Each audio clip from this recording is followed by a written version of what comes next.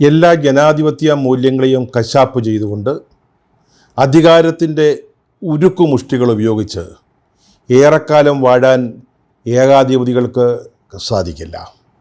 പണ്ടൊക്കെ കുറേ കാലത്തേക്ക് അത് നടക്കുമായിരുന്നു. ഭീഷണിപ്പെടുത്തി ജനങ്ങളെ ചൊൽപ്പടിയിൽ നിർത്തുക, അല്ലെങ്കിൽ അവരെ പറഞ്ഞു പറ്റിച്ച് കൂട്ടത്തിൽ നിർത്തുക, അങ്ങനെ കുറേ കാലം മുന്നോട്ട് പോകാൻ സാധിച്ചിരുന്നു. പക്ഷേ ഇന്ന് അധികാര ദുർമോഹികൾ പെട്ടെന്ന് തുറന്ന് കാട്ടപ്പെടുകയാണ്. ജനങ്ങളവരെ പെട്ടെന്ന് മനസ്സിലാക്കുകയാണ്. കാലം മാറിയിരിക്കുന്നു. അതനുസരിച്ച് ഇത്തരത്തിലുള്ള ഏകാധിപതികളുടെ സമീപനവും ജനങ്ങളുടെ സമീപനവും മാറിക്കൊണ്ടിരിക്കുകയാണ്. അതാണ് നമ്മൾ ഇന്ത്യയിലെ BJP സർക്കാരിൻ്റെ കാര്യത്തിൽ, മോദി ഗവൺമെൻറ്റിൻ്റെ കാര്യത്തിൽ കണ്ടുകൊണ്ടിരിക്കുന്നത്. 12 വർഷം മോദി സർക്കാർ ഈ രാജ്യം ഭരിച്ചു. അവർ ഏതെങ്കിലും ഉന്നത ജനാധിപത്യ മൂല്യങ്ങളെ ഉയർത്തിപ്പിടിച്ചുവെന്ന് ഈ സമയത്ത് അഭിമാനിക്കാൻ സാധിക്കുമോ? ഭൂതകാലത്തിൻ്റെ തുടർച്ചയായിട്ടാണ് അവരിപ്പോഴും മുന്നോട്ട് പോയിക്കൊണ്ടിരിക്കുന്നത്. കാരണം ചരിത്രം അതാണ്, അതിൽ നിന്ന് അവർക്ക് മാറാൻ സാധിക്കില്ല. ബ്രിട്ടീഷുകാർക്ക് ദയാഹർജി എഴുതി കൊടുത്ത് മോചനം നേടിയ ആളുകളാണ്. എന്നെ മോചിപ്പിച്ചാൽ ഞാൻ ബ്രിട്ടീഷ് ചക്രവർത്തിക്ക് ദാസ്യപ്പണി ചെയ്തു കൊള്ളാം, എക്കാലവും സേവിച്ചു കൊള്ളാമെന്ന് പ്രതിജ്ഞാപത്രം എഴുതി നൽകിയവർ. അവർക്ക് എന്ത് ജനാധിപത്യ മൂല്യങ്ങളാണുള്ളത്? അവർക്ക് അതിനെക്കുറിച്ചൊക്കെ അഭിമാനിക്കാൻ എന്ത് അവകാശമാണുള്ളത്? പക്ഷേ കോൺഗ്രസ് പാർട്ടി ദീർഘകാലം ഇന്ത്യയുടെ സ്വാതന്ത്ര്യ സമരത്തിന് നേതൃത്വം നൽകി. അവരിൽ ഒരു നേതാവ്, ഒറ്റ ഒരാൾ ഏതെങ്കിലും ഒരു ബ്രിട്ടീഷ് ഭരണാധികാരത്തിൻ്റെ മുമ്പിൽ കൈകൂപ്പി നിന്നുവെന്ന് തെളിയിക്കാൻ സാധിക്കുമോ? ദയാഹർജി എഴുതി കൊടുത്തു, മാപ്പപേക്ഷ എഴുതി കൊടുത്തുവെന്ന് ആർക്കെങ്കിലും പറയാൻ സാധിക്കുമോ? അതാണ് പാരമ്പര്യത്തിൻ്റെ വ്യത്യാസമെന്ന് പറയുന്നത്. പാർട്ടിയായാലും വ്യക്തികളായാലും അവരവരുടെ ജന്മഗുണം കാണിക്കും. എന്നാണെങ്കിൽ ഇന്നലെ രാജ്യതലസ്ഥാനത്ത് 3.5 മണിക്കൂർ മോദി സർക്കാരിനെ വിറപ്പിച്ച, അല്ലെങ്കിൽ അവരെ മുൾമുനയിൽ നിർത്തിയ രാഹുൽ ടീം ഇതാ രാജ്യത്തിപ്പോൾ നടന്നുകൊണ്ടിരിക്കുന്ന ഏകാധിപത്യ ഭരണത്തിന് ഏതാണ്ട് അറുതി വരാറായി എന്നുള്ള സൂചനയാണ് നൽകിയത്. പരീക്ഷാ ക്രമക്കേടുകളുമായി ബന്ധപ്പെട്ട് നീറ്റ് അടക്കം, അല്ലെങ്കിൽ CBSE പരീക്ഷകളടക്കം, അതുമായി ബന്ധപ്പെട്ട ക്രമക്കേടുകൾ, ചോദ്യക്കടലാസിൻ്റെ ചോർച്ച, അതൊക്കെ ഉയർത്തിപ്പിടിച്ചുകൊണ്ട്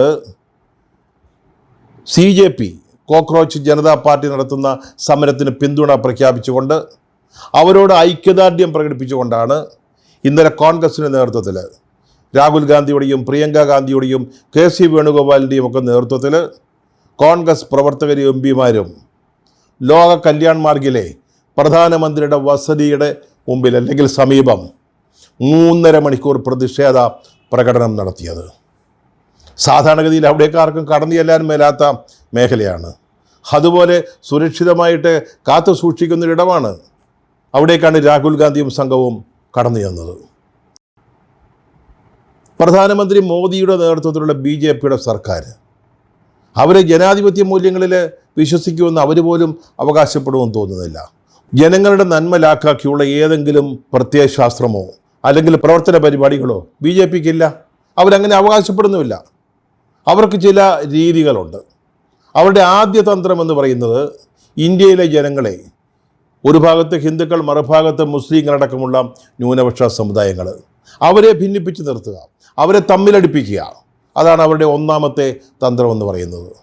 രണ്ടാമത്തെ എന്ന് പറയുന്നത് ചെറുകക്ഷികളെ ഏതെങ്കിലുമൊക്കെ മാർഗങ്ങൾ ഉപയോഗിച്ച്, പലപ്പോഴും പണമായിരിക്കാം, കോടികളുടെ വാഗ്ദാനങ്ങളായിരിക്കാം, അതൊക്കെ നൽകി ഭിന്നിപ്പിച്ച് ലോക്സഭയിലും രാജ്യസഭയിലും നിയമസഭകളിലുമൊക്കെ ഭൂരിപക്ഷം നേടുക. മൂന്നാമത് സർക്കാരിനെതിരായിട്ട് വരുന്ന ഏതൊരു ശബ്ദത്തെയും, എതിർ ശബ്ദത്തെ ബലം പ്രയോഗിച്ച്, പോലീസിനെ ഉപയോഗിച്ച്, വേണമെങ്കിൽ പട്ടാളത്തെ ഉപയോഗിച്ച്, അധികാരത്തിൻ്റെ കൈവശമുള്ള ഏത് ടൂൾസും ഉപയോഗിച്ച് നിശബ്ദമാക്കുക, തച്ചു തകർക്കുക. അതുതന്നെയാണ് അവരുടെ പ്രവർത്തന ശൈലി. അതിനപ്പുറത്ത് യാതൊരു ജനാധിപത്യ മൂല്യങ്ങളും അവർക്കില്ല. ഈ ദിവസങ്ങൾ തന്നെ ആലോചിച്ച് നോക്കൂ. തൃണമൂൽ കോൺഗ്രസ് അടക്കമുള്ള പാർട്ടികളെ ഭിന്നിപ്പിച്ച് അതിനെ രണ്ടാക്കി ലോക്സഭയിലും രാജ്യസഭയിലും ഭൂരിപക്ഷം നേടാൻ അവർക്ക് ചില ഭരണഘടനാ ഭേദഗതികൾ പാസ്സാക്കിയെടുക്കേണ്ടതുണ്ട്. ചില ശ്രമങ്ങൾ നടത്തിയിട്ട് വിജയിച്ചില്ല. 3-2 ഭൂരിപക്ഷം അവർക്കില്ല. അത് ലഭിക്കുന്നതിന് വേണ്ടി മറ്റു പാർട്ടികളെ പിളർത്തുക. അവർക്ക് കൂറുമാറ്റ നിരോധന നിയമമൊന്നും ബാധകമല്ല. അവർക്ക് ജനാധിപത്യ മൂല്യങ്ങൾ ബാധകമല്ല. TMCയുടെ പേരിൽ അവരുടെ ചിഹ്നത്തിൽ വോട്ട് വാങ്ങി ജയിച്ചു വന്ന ആളുകളെ യാതൊരു ഉളുപ്പും കൂടാതെ സ്വന്തം പാർട്ടിയിലേക്ക് എടുക്കുക, അല്ലെങ്കിൽ വേറൊരു ഗ്രൂപ്പാക്കി അവരെ മാറ്റി നിർത്തിയിട്ട് അവരുടെ പിന്തുണ സ്വന്തമാക്കുക. ആ തന്ത്രം അവലംബിച്ചുകൊണ്ടിരുന്നപ്പോഴാണ് നമ്മൾ ഈ പറഞ്ഞ പരീക്ഷാക്രമക്കേടുകളുടെ പേരിൽ ഇന്ത്യൻ ചെറുപ്പം, യുവത്വം ഈ സർക്കാരിനെതിരെ വലിയ പ്രതിഷേധവുമായി രംഗത്ത് വന്നത്. എത്ര നിഷ്ഠൂരമായിട്ടാണ് ആ സമരത്തെ അടിച്ചമർത്താൻ അമിത്ഷയും കൂട്ടരും തയ്യാറായത് എന്ന് ഓർത്തു നോക്കുക. ആ സമരവേദിയിൽ സോനം വാങ്ചുക്കിൻ്റെ നിരാകാര സത്യാഗ്രഹം 21-22 ദിവസം പൂർത്തിയാകുന്നു. അതെങ്ങനെയെങ്കിലും അവസാനിപ്പിക്കണം. അതിന് ഡൽഹി പോലീസ് എന്താണ് ചെയ്തത്? സമരനായകനായ അഭിജിത്ത് ദീപ്കെ ഇല്ലാത്ത സമയം നോക്കി മറ്റു നേതാക്കൾ പ്രഭാത കൃത്യങ്ങൾക്കായി മാറി നിന്ന ഒരു സമയം നോക്കിയിട്ട് പെട്ടെന്ന് വേദിയിലേക്ക് കടന്നു വന്ന് വെള്ളത്തുണി കൊണ്ട് വേദി മൂടി. ആരും അതിൻ്റെ ദൃശ്യങ്ങൾ എടുക്കാതിരിക്കാൻ വേണ്ടിയുള്ള മുൻകരുതൽ എന്നോണം ഇത്തരം കാര്യങ്ങളൊക്കെ ചെയ്തിട്ട് നാണം കെട്ട രീതിയിലാണ് സോനം വാങ്ചുക്കിനെ അറസ്റ്റ് ചെയ്തത്. പിന്നീട് തിങ്കളാഴ്ച പാർലമെൻറ്റ് മാർച്ച് നടത്തിയ ഈ സമരക്കാരെ, ചെറുപ്പക്കാരെ, ഇന്ത്യയുടെ യുവത്വത്തെ യാതൊരു ദയയും കൂടാതെ അവർ തല്ലി ഒതുക്കുകയാണ് ചെയ്തത്. അതിനെതിരെ പ്രതിഷേധിച്ചുകൊണ്ടാണ്, അല്ലെങ്കിൽ അവർക്ക് ഐക്യദാർഢ്യം പ്രഖ്യാപിച്ചുകൊണ്ടാണ് രാഹുൽ ഗാന്ധിയുടെയും പ്രിയങ്ക ഗാന്ധിയുടെയും നേതൃത്വത്തിൽ കോൺഗ്രസ് ഇന്നലെ പ്രധാനമന്ത്രിയുടെ വസതിയുടെ മുമ്പിലേക്ക് മാർച്ച് ചെയ്തത്. വളരെ ശക്തമായ ഇൻ്റലിജൻസ് ആണെന്നാണ് പറയുന്നത് നമ്മുടെ ഗവൺമെൻറ്റിൻ്റെ. അജിത് ഡോവലും മറ്റുമാണ് അതിന് നേതൃത്വം കൊടുക്കുന്നത്. അവർ പോലും അറിയാതെ കോൺഗ്രസിൻ്റെ പദ്ധതി അവർക്ക് പോലും മനസ്സിലാക്കാൻ സാധിച്ചില്ല. അവസാനം സാമൂഹിക മാധ്യമങ്ങൾ വഴിയാണ് പോലീസ് പോലും അറിഞ്ഞത് പ്രധാനമന്ത്രിയുടെ വസതിയുടെ മുമ്പിലേക്ക് രാഹുൽ ഗാന്ധിയുടെ നേതൃത്വത്തിലുള്ള കോൺഗ്രസ് പ്രവർത്തകർ എത്തിയിരിക്കുന്നു എന്നത്. ഇത് പെട്ടെന്നുണ്ടായൊരു തീരുമാനമായിരുന്നില്ല. ഇത്തരത്തിലുള്ള പരീക്ഷാ ക്രമക്കേടുകൾക്കും ചോദ്യക്കടലാസ് ചോർച്ചയ്ക്കുമെതിരായിട്ട് രാഹുൽ ഗാന്ധി രാജസ്ഥാനിലെ കോട്ടയിൽ ആരംഭിച്ച ഛാത്രോങ്കി ഗൂച്ച് എന്ന് പറയുന്ന ഒരു പദ്ധതി, അതിൻ്റെ തുടർച്ചയായിട്ട് കൂടിയായിരുന്നു പ്രധാനമന്ത്രിയുടെ വസതിയിലേക്ക് കോൺഗ്രസ് പ്രവർത്തകർ മാർച്ച് ചെയ്തത്.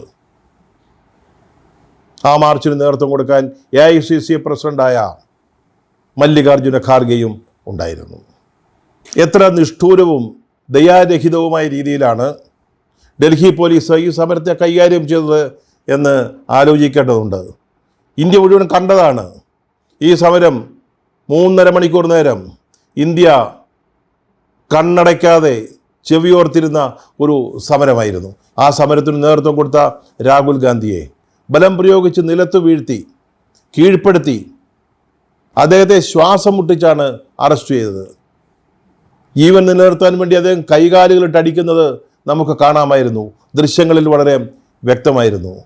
അദ്ദേഹത്തിൻ്റെ മൂക്കിൽ പരിക്കുപറ്റി രക്തമൊഴുകുന്നത് ഇന്ത്യ കണ്ടതാണ്. ആലോചിച്ച് നോക്കൂ, ഇന്ത്യയുടെ പ്രതിപക്ഷ നേതാവാണ്, 100 അംഗങ്ങളടങ്ങുന്ന കോൺഗ്രസിനെ ലോക്സഭയിൽ നയിക്കുന്ന നേതാവാണ്. അദ്ദേഹത്തിൻ്റെ അവസ്ഥ ഇതാണ്. അദ്ദേഹം നിയമം കയ്യിലെടുത്തില്ല. അദ്ദേഹം ഒരു അക്രമ പ്രവർത്തനത്തിനും നേതൃത്വം കൊടുത്തില്ല. അദ്ദേഹത്തോടൊപ്പമുള്ളവർ ഒരു പോലീസുകാരനെ തള്ളി മാറ്റാൻ പോലും ശ്രമിച്ചിട്ടില്ല. പക്ഷേ എന്നിട്ടും എങ്ങനെയാണ് ഇന്ത്യയുടെ പ്രതിപക്ഷ നേതാവിനെ കൈകാര്യം ചെയ്തത്? എത്ര സമർത്ഥമായിട്ടാണ് രാഹുൽ ഗാന്ധി ആ സമരത്തിന് നേതൃത്വം കൊടുത്തത്? സത്യം പറഞ്ഞാൽ ഈ ദൃശ്യങ്ങൾ കണ്ടുകൊണ്ടിരുന്നപ്പോൾ ഓരോ ഇന്ത്യക്കാരനും ചിന്തിച്ചത്, രാഹുൽ ഗാന്ധിയെപ്പോലെ ഒരു നേതാവ് ഇല്ലായിരുന്നുവെങ്കിൽ, ഒരു പ്രതിപക്ഷ നേതാവ് ഉണ്ടായിരുന്നില്ലെങ്കിൽ ഈ മോദിയും സംഘവും എന്തൊക്കെ കാര്യങ്ങൾ ഈ രാജ്യത്ത് ചെയ്തു കൂട്ടുമായിരുന്നു എന്നുള്ളതാണ്. അദ്ദേഹത്തിൻ്റെ നേതൃപാടവം പ്രകടമായ ഒരു സന്ദർഭമായിരുന്നു ഇന്നലത്തെ ഈ പ്രതിഷേധ പ്രകടനം. മോദിയുടെയും അമിത്ഷായുടെയും ഏകാധിപത്യത്തെ, തന്നിഷ്ടത്തെ, ജനാധിപത്യ രാജ്യത്തെ വെല്ലുവിളിക്കാൻ പോകുന്ന ഒരുത്തണ്ടായി ഇവിടെ ഉണ്ട് എന്ന് തെളിയിക്കുന്നതായിരുന്നു ഇന്നലത്തെ പ്രക്ഷോഭം. അദ്ദേഹത്തെ ബലം പ്രയോഗിച്ച് ശ്വാസം മുട്ടിച്ച് ഷൂസ് കൊണ്ട് ചവിട്ടിയാണ് അദ്ദേഹത്തിൻ്റെ മൂക്കിൽ പരിക്കുണ്ടായത്. ആലോചിച്ച് നോക്കണം ഇന്ത്യയിലെ പ്രതിപക്ഷ നേതാവിന് സംഭവിച്ച കാര്യം. കേരളത്തിൽ നിന്നുള്ള MP പ്രിയങ്ക ഗാന്ധി, പുരുഷ പോലീസുകാരാണ് അവരെ ബലം പ്രയോഗിച്ച് വാനിനുള്ളിലേക്ക് തള്ളിക്കയറ്റാൻ ശ്രമിക്കുന്നത്. അവർ പ്രതിഷേധിച്ചു നിന്നു ഏറെ നേരം. അവർ ഫുട്ബോളിൽ നിൽക്കുമ്പോഴാണ് വണ്ടി മുന്നോട്ടെടുത്ത് പോയത്. KC വേണുഗോപാൽ പോലീസുകാരുടെ കയ്യേറ്റ ശ്രമത്തിനിടയിൽ നിലത്ത് വീണു. കർണാടക മുഖ്യമന്ത്രി DK ശിവകുമാറിനെ വലിച്ചെറിയുകയായിരുന്നു വാനിലേക്ക് പോലീസുകാർ. ഒരു സംസ്ഥാനത്തിൻ്റെ മുഖ്യമന്ത്രിയാണെന്ന് ആലോചിക്കണം. അവിടെ പ്രതിഷേധ പ്രകടനം തുടങ്ങുമ്പോൾ കുറേ നേതാക്കളെ ബലം പ്രയോഗിച്ച് മാറ്റിയിരുന്നു. അതിലൊരാളായിരുന്നു ഡീൻ കുര്യാക്കോസ്, ഇടുക്കിയിൽ നിന്നുള്ള, കേരളത്തിൽ നിന്നുള്ള MP. അദ്ദേഹത്തെ വലിച്ചിഴച്ചാണ് പോലീസ് വാഹനത്തിലേക്ക് കൊണ്ടുപോയത്. MP ആണെന്ന് പറഞ്ഞിട്ട് പോലും യാതൊരു ദാക്ഷിണ്യവും കൂടാതെ അദ്ദേഹത്തെ കയ്യേറ്റം ചെയ്തു. ഇങ്ങനെയാണോ ഒരു ജനകീയ പ്രക്ഷോഭത്തെ നേരിടേണ്ടത്? ഇതെത്ര കാലം മോദിക്കോ അല്ലെങ്കിൽ അമിത് ഷായ്ക്കോ BJP സർക്കാരിനോ ഈ ശൈലിയുമായി മുന്നോട്ട് പോകാൻ സാധിക്കും? ഇന്ത്യയിലെ ജനങ്ങൾ ഇതെല്ലാം കണ്ടുകൊണ്ടിരിക്കുകയാണ്. അവർ കാര്യങ്ങൾ മനസ്സിലാക്കുന്നുണ്ട്. ഈ പരീക്ഷാ ക്രമക്കേടുകൾക്കെതിരായിട്ടുള്ള സമരം നടക്കുന്നത് ഈ ക്രമക്കേടുകളുടെ പേരിൽ ആത്മഹത്യ ചെയ്ത ചെറുപ്പക്കാരുടെ, വിദ്യാർത്ഥികളുടെ, കുട്ടികളുടെ, അവരുടെ സ്മരണയ്ക്ക് മുമ്പിലാണ്. അത് ഇന്ത്യ മറക്കുന്നില്ല. ഇന്ത്യ അത് ഓർത്തുകൊണ്ടാണ് ഇരിക്കുന്നത്. അത് BJPക്ക് പക്ഷേ മനസ്സിലാവുന്നില്ല. ഈ കുട്ടികളുടെ, ജൻസികളുടെ, ചെറുപ്പക്കാരുടെ സമരത്തെ ബലം പ്രയോഗിച്ച് അടിച്ചമർത്താമെന്നാണ് വിചാരിച്ചത്. അപ്പോഴാണ് കോൺഗ്രസ് പിന്തുണയുമായി രംഗത്തേക്ക് വന്നത്. പ്രധാനമന്ത്രിയുടെ ഓഫീസിൻ്റെ ചുമതലയുള്ള മന്ത്രി ജിതേന്ദ്ര സിംഗ് ഇതിനിടയ്ക്ക് വന്ന് രാഹുൽ ഗാന്ധിയുമായിട്ട് സംസാരിക്കുന്നു. അതിനുശേഷം അദ്ദേഹം പറഞ്ഞ എന്താണെന്നറിയാമോ? രാഹുൽ ഗാന്ധി ഒരാവശ്യമാണ് ഉന്നയിച്ചത്, പാർലമെൻറ്റിൽ ഈ കാര്യം ചർച്ച ചെയ്യണം. അത് ഞങ്ങൾ സമ്മതിച്ചപ്പോഴത്തേക്ക് അദ്ദേഹം വാക്കുമാറ്റി. അപ്പോൾ അദ്ദേഹം പുതിയ ഡിമാൻഡ് വെച്ചു, വിദ്യാഭ്യാസ മന്ത്രി ധർമ്മേന്ദ്ര പ്രധാൻ രാജിവെക്കണമെന്ന്. എന്തൊരു വിവരക്കേടാണ് ഈ മന്ത്രി പറഞ്ഞതെന്നൊന്ന് ആലോചിച്ച് നോക്കുക. പ്രധാനമന്ത്രിയുടെ വസതിയുടെ മുമ്പിൽ ഏറ്റവും സുരക്ഷാ പ്രാധാന്യമുള്ള സ്ഥലത്ത് ഒരു പ്രതിഷേധ പ്രകടനം നടത്തിയിട്ട് അവരുന്നയിക്കുന്ന വിഷയം പാർലമെൻറ്റിൽ ചർച്ച ചെയ്യാമെന്നുള്ള ഒരു ഉറപ്പിൽ ആരെങ്കിലും സമരം പിൻവലിക്കുമോ? അല്ലെങ്കിൽ പാർലമെൻറ്റിൽ ഒരു ചർച്ചയ്ക്ക് വേണ്ടി ആരെങ്കിലും പ്രധാനമന്ത്രിയുടെ വസതിയുടെ മുമ്പിൽ ഇത്ര റിസ്ക് എടുത്ത് ഒരു പ്രതിഷേധ പ്രകടനത്തിന് പോകുമോ? വിദ്യാഭ്യാസ മന്ത്രിയുടെ രാജി രാഹുൽ ഗാന്ധി ആദ്യം മുതൽ ആവശ്യപ്പെടുന്നതാണ്. 5 ആവശ്യങ്ങളാണ് രാഹുൽ ഗാന്ധിയുടെ നേതൃത്വത്തിലുള്ള പ്രക്ഷോഭകർ മുന്നോട്ട് വച്ചത്. ഒന്ന്, വിദ്യാഭ്യാസ മന്ത്രിയുടെ രാജി. രണ്ടാമത്, CJP പ്രവർത്തകർക്കെതിരായിട്ട് തിങ്കളാഴ്ച നടത്തിയ പോലീസ് അതിക്രമത്തെക്കുറിച്ച് ആഭ്യന്തരമന്ത്രി അമിത് ഷാ പാർലമെൻറ്റിൽ ഒരു പ്രസ്താവന നടത്തണം. അടുത്തത്, പാർലമെൻറ്റ് ഈ വിഷയം ചർച്ച ചെയ്യണം. പോലീസ് അതിക്രമത്തെക്കുറിച്ച്, വിദ്യാർത്ഥികൾക്കെതിരെ നടന്ന അതിക്രമത്തെക്കുറിച്ച് അന്വേഷണം വേണം. അതുപോലെ തന്നെ ഈ ചോദ്യചോർച്ചയുമായി ബന്ധപ്പെട്ട് ആത്മഹത്യ ചെയ്ത കുട്ടികളുടെ കുടുംബങ്ങൾക്ക് നഷ്ടപരിഹാരം നൽകണം. ഈ 5 ആവശ്യങ്ങൾ ഉന്നയിച്ചുകൊണ്ട് തന്നെയാണ് ഈ പ്രതിഷേധ പ്രകടനം കോൺഗ്രസ് സംഘടിപ്പിച്ചത്. എന്നിട്ട് മന്ത്രി പറയുന്നു രാഹുൽ ഗാന്ധിക്ക് ഒറ്റ ആവശ്യമേ ഉണ്ടായിരുന്നുള്ളൂ, പാർലമെൻറ്റിൽ ഇത് ചർച്ച ചെയ്യണമെന്ന്. അത് സമ്മതിച്ചു. എന്നിട്ട് അദ്ദേഹം വാക്ക് മാറ്റിയെന്ന്. ആലോചിക്കൂ, എന്തൊരു മണ്ടത്തരമാണ് ഒരു കേന്ദ്രമന്ത്രി പറയുന്നതെന്ന്. ആരെങ്കിലും ഒരു വിഷയം ചർച്ച ചെയ്യണമെന്ന് ആവശ്യപ്പെട്ടുകൊണ്ട് ഇത്രയും MP-മാരെയും നേതാക്കളെയും കൂട്ടി 2 മുഖ്യമന്ത്രിമാർ, കർണാടക മുഖ്യമന്ത്രി ശിവകുമാർ, നമ്മുടെ മുഖ്യമന്ത്രി VD സതീശൻ, അങ്ങനെ 2 മുഖ്യമന്ത്രിമാരുമായിട്ടൊക്കെ ചെന്ന് സമരം നടത്തുമോ? ഇതാരോടാ പറയുന്നത്? ഇതൊക്കെ മനസ്സിലാകാത്ത ആളുകളാണോ ഇന്ത്യയിലുള്ളത്? BJPയുടെ മറ്റൊരു വാദം, കോൺഗ്രസിൻ്റെ സമരം, പ്രക്ഷോഭം സുരക്ഷാ ഭീഷണിയാണത്രേ. പ്രധാനമന്ത്രിയുടെ വസതിയുടെ 150 മീറ്റർ അകലെ വരെ വന്നത് വലിയ സുരക്ഷാ ഭീഷണിയാണെന്ന്. അതാണ് ഏറ്റവും വലിയ പ്രശ്നമായി പോയത്. അല്ലാതെ ഇന്ത്യയിലെ ലക്ഷക്കണക്കിന് വിദ്യാർത്ഥികൾ നീറ്റ് പരീക്ഷയും CBSE പരീക്ഷയും ഒക്കെ എഴുതിയ ലക്ഷക്കണക്കിന് വിദ്യാർത്ഥികൾ അനുഭവിച്ച യാതനകൾ, അതല്ല അവർക്ക് പ്രശ്നം.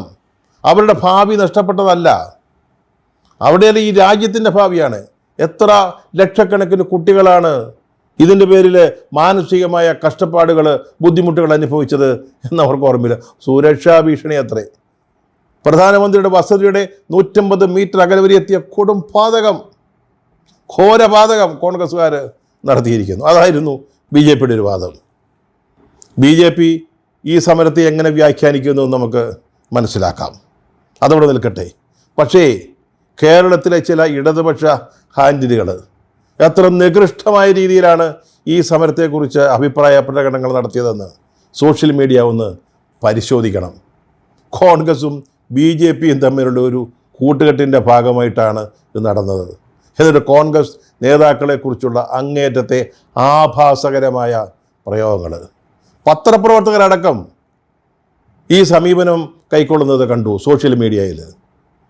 അഭിജിത്ത് ദീപ് കെ പോലൊരു ചെറുപ്പക്കാരൻ യുവ നേതാവായി വളർന്നു വരുന്നതിൽ യൂത്ത് ഐക്കണായി മാറുന്നതിനുള്ള അസൂയ കൊണ്ടാണത്രേ രാഹുൽ ഗാന്ധി ഈ പ്രക്ഷോഭത്തിന് നേതൃത്വം കൊടുത്തതെന്ന്. ഒന്ന് ആലോചിച്ച് നോക്കൂ. ഇവരുടെയൊക്കെ കുരു പൊട്ടി അങ്ങ് ഒലിക്കുക. കഴിഞ്ഞ നിയമസഭാ തെരഞ്ഞെടുപ്പിലെ പരാജയം അവർക്കങ്ങോട്ട് ഉൾക്കൊള്ളാൻ സാധിച്ചിട്ടില്ല, സഹിക്കാൻ പറ്റുന്നില്ല. അതിൻ്റെ പിന്നാലെയാണ് വീണ്ടും വീണ്ടും രാഹുൽ ഗാന്ധി ഈ രാജ്യം നേരിടുന്ന വലിയ പ്രശ്നങ്ങൾ ഉന്നയിച്ചുകൊണ്ട് രാജ്യത്തെ ആ നീതികേടുകൾക്കെതിരെ മുന്നോട്ട് നയിക്കാൻ ശ്രമിക്കുന്നത്. അതങ്ങോട്ട് സഹിക്കുന്നില്ല. ബി ജെ പിക്കാരെന്ന് പറഞ്ഞോട്ടെ, അത് അവരുടെ രാഷ്ട്രീയമാണ്. പക്ഷേ ഇടതുപക്ഷ ഹാൻഡിലുകൾ, അവരുപയോഗിക്കുന്ന വാക്കുകൾ, അവരുടെ പ്രയോഗങ്ങൾ, അവരുടെ ചില നറേറ്റീവ്സ് എത്ര നികൃഷ്ടമാണെന്നുള്ളത് നമ്മൾ മനസ്സിലാക്കണം. എന്തായാലും നരേന്ദ്രമോദി കഴിഞ്ഞ ദിവസം രാഹുൽ ഗാന്ധി അങ്ങ് പരിഹസിച്ചു. ബി ജെ പിക്കാരൊക്കെ കൈയടിച്ചു, ആഹ്ലാദം പ്രകടിപ്പിച്ചു. 56 കഴിഞ്ഞ ചെറുപ്പക്കാരൻ, 56 കഴിഞ്ഞാലും 76 കഴിഞ്ഞാലും ആ ചെറുപ്പക്കാരൻ ഇപ്പോൾ കൊളുത്തി വിട്ടിരിക്കുന്ന തീയുണ്ടല്ലോ, അതങ്ങനെ പെട്ടെന്നൊന്നും കെടുത്താൻ പറ്റുമെന്ന് മോദിയൊന്നും വിചാരിക്കണ്ട. രാജ്യത്തിൻ്റെ മനസാക്ഷിയാണ് അദ്ദേഹം ഉണർത്തിയിരിക്കുന്നത്. മോദിയുടെ സർക്കാരിൻ്റെ നീതികേടിനെതിരെ ഇപ്പോൾ അദ്ദേഹം ഇന്ത്യ മഹാരാജ്യത്തെ അണിനിരത്തുകയാണ്. നിങ്ങൾക്ക് ഒരുപക്ഷെ അദ്ദേഹത്തെ നിലത്ത് വീഴിച്ച് നെഞ്ചത്ത് കയറിയിരുന്ന് ശ്വാസം മുട്ടിക്കാൻ സാധിച്ചേക്കാം. പക്ഷേ ജനകീയ പ്രക്ഷോഭങ്ങളെ ഇങ്ങനെ പോലീസിൻ്റെ ശക്തിയോ പട്ടാളത്തിൻ്റെ കരുത്തോ ഉപയോഗിച്ച് ശ്വാസം മുട്ടിക്കാനോ കൊന്നുകളയാനോ സാധിക്കില്ല. ഈ സമരത്തിന് ശേഷം രാഹുൽ ഗാന്ധിയുടെ ഒരു ട്വീറ്റ് ഉണ്ടായിരുന്നു. അതിൽ അദ്ദേഹം പറഞ്ഞത്, ഭരണാധികാരത്തിൻ്റെ ധാർഷ്ട്യവും ഏതു തരത്തിലുമുള്ള അടിച്ചമർത്തലും കൊണ്ട് ഒരു പ്രയോജനവുമില്ല. രാജ്യത്തെ പുതിയ തലമുറ ഒരു മാറ്റത്തിന് വേണ്ടി വെമ്പൽ കൊള്ളുകയാണ്.